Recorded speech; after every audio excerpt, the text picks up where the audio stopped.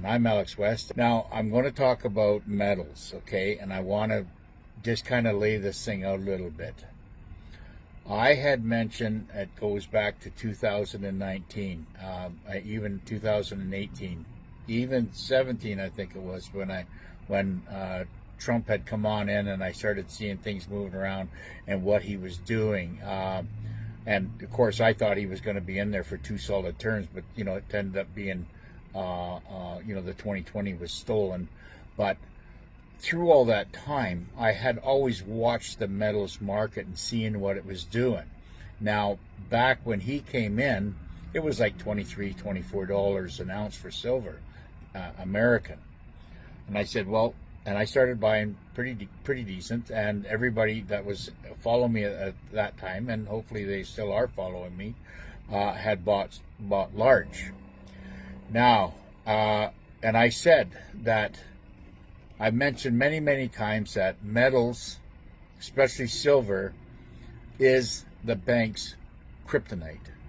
And what I mean by that is that they do, the cabal or central banks do the controlling of the silver markets, usually the physical silver or the paper.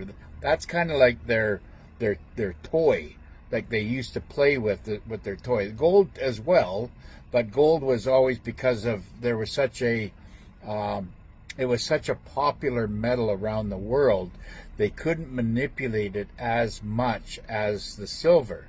Nobody really showed an interest in it because it was always heavily manipulated. And of course, it shows to this day that it's still being heavily manipulated. As of gold has bounced, and I'm going to talk in Canadian money now, or maybe I'll just talk in American money because there's more followers there. But maybe I'll just do them both.